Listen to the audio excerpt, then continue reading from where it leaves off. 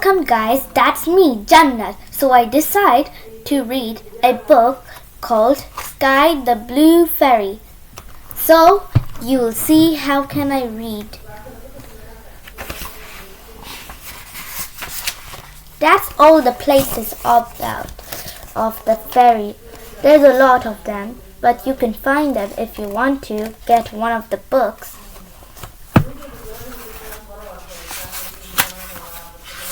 Let's start now. A magic messenger. The water's really warm, laughed Rascal Walker. She was sitting on a rock, swishing her toes in one of Wristband Island's deep blue rock pools.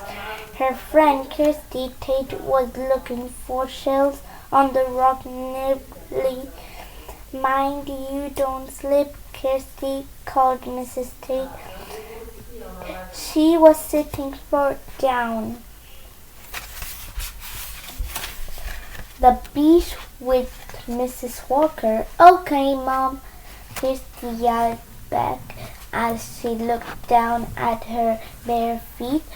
A patch of green tweed began to move. There was something blue and shiny underneath it. Rascal, come over here, she shouted. Rascal went over to Kirsty. What is it? She asked. Kirsty pointed to the tweed. There's something blue under there, she said. I wonder could it be Sky the Blue Fairy? Rascal said earnestly. Jack Frost had business the 7 rainbow fairies from fairyland with a magic spell. Now they were hidden on Rainspell Island until they were all found. There would be no color in fairyland. Rascal and Kirsty had proven the fairy king and queen to help find them. The sweet twist. Rascal felt her heart beat faster. Maybe the fairy is all tangled up, she whispered, like Fern when she left on the eve in the tower. Fern was the green rainbow fairy. Rascal and Kirsty had already found Fern and her sisters, Ruby, Emmer, and Saffron. Suddenly, a crab shouted out from under the sweet. It was bright blue and very shiny. Tiny rainbows sparkled across. Red, orange, yellow, green, blue, orange, and violet. It didn't look like any of the other crabs on the beach. Kirsty and Rascal smiled at each other. This must be more of Rainspell Island special magic. Oh no! Fairy is in trouble. The crab murmured in a tiny voice. She sounded a bit like 2 turtles running together. Here, this is the picture of the crab. Looks like. Did you hear that? Rascal gasped.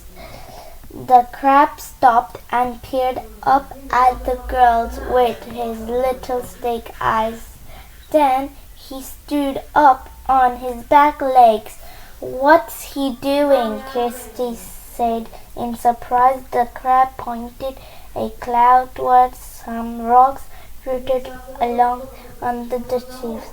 He scurried away from a few steps, then came back and looked up at Rascal and Kirsty again. Over there, he said in his crusty voice. I think he wants us to follow him. Rascal said, Yes, yes, said the little crab, shaking his claws. He set off sideways across a larger flat rock. Kirsty turned to Rachel. "Perth, he knows where Sky is." "I hope so," Rachel replied, her eyes shining. The crab scuttled across a stretch of sand. Rachel and Kirsty followed him. It was a hot sunny day. Seagulls flew overhead on strong white wings. "Rachel, Kirsty, it's nearly lunchtime," called Mrs. Walker. "We're going back to Dolphin College." Kirsty looked at Rachel in dismay. "But we have to stay here and look for the blue fairy. What shall we do?" The little crab jumped up and down, kicking up tiny puffs of sand. "Follow me, follow me," he said. Rachel thought quickly. "Mom," she called back, "could we have a picnic here inside, please?" Mrs. Walker smiled. "Why not? It's a beautiful day, and we should make the most of the last 3 days of our holiday. I'll pop back to the college with Kirsty, Mom," said Fish some sandwich. "Only 3 days," thought Kirsty, and the 3 rainbow fairies still to find Sky, Lizzie, and Heather. The 2 girls waved as their moms left. Kirsty turned to Rachel. "We'd better hurry. They'll be back soon." The crab set off again over a big spiky rock. Rachel and Kirsty climbed carefully after him. Rachel saw him stop by a small pool. There were lots of pretty pink shells in it. "Is the fairy in one of the rock pools?" she asked. "Is it this one?" The crab looked into the pool.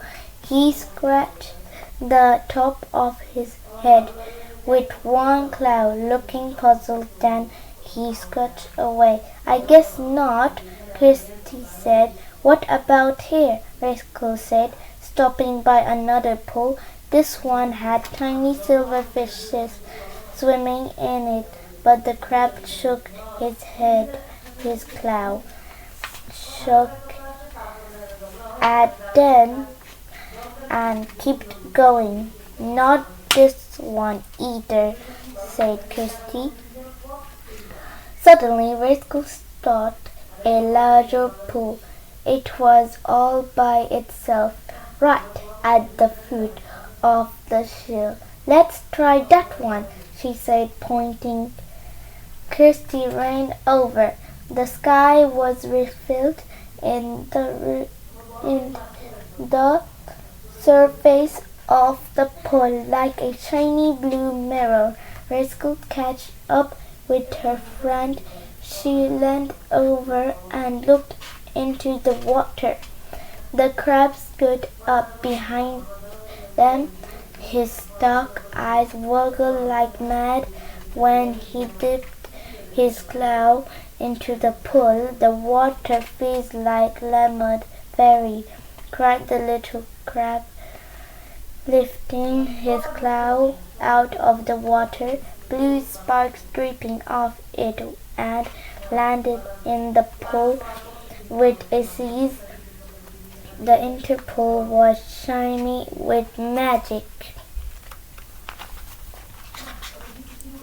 Bubble Trouble. So I guess you saw the video, and I will see you next time in chapter 2.